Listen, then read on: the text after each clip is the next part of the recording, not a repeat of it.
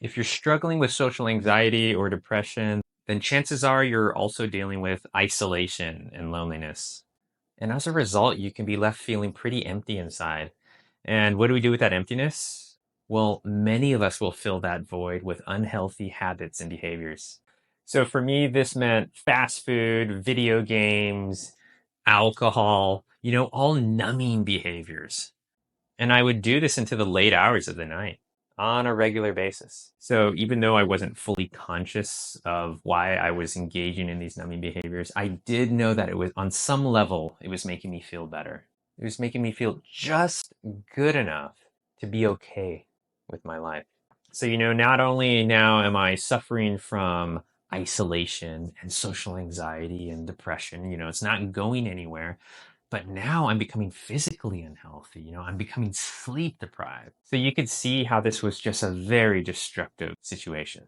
I mean, I would wake up feeling horrible, physically horrible, emotionally horrible. I was neglecting my body and my health, and this left me feeling deeply unhappy. Now, I want to mention, I'm not saying that alcohol and video games and fast food are just inherently bad. These are just things that were personally affecting the quality of my life. They were no longer in balance. They were no longer done in a healthy way. So by all means, if you have a healthy relationship with video games or any of these things, I'm not saying that at all. You do you.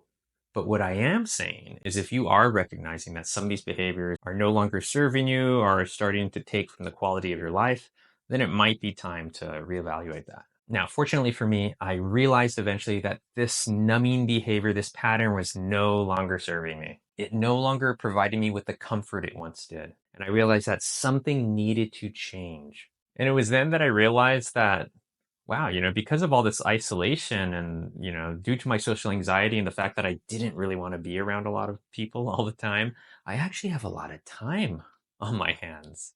I have a lot of time to work on myself.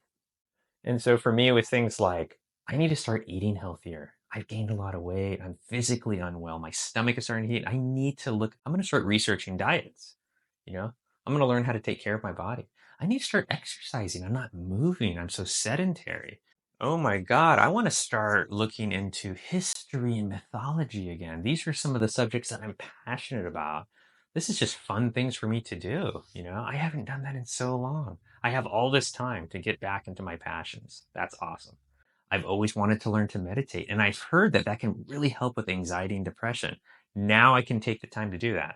Man, I'm really going to spend some time researching social anxiety and depression.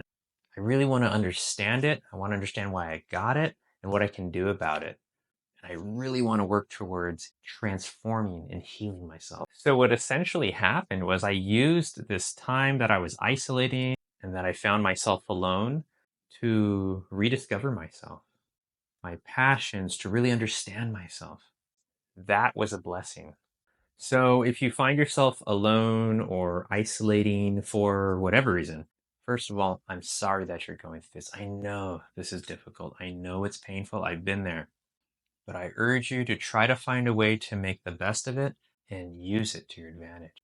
You're awesome. You're doing great. Keep going, guys. Take care.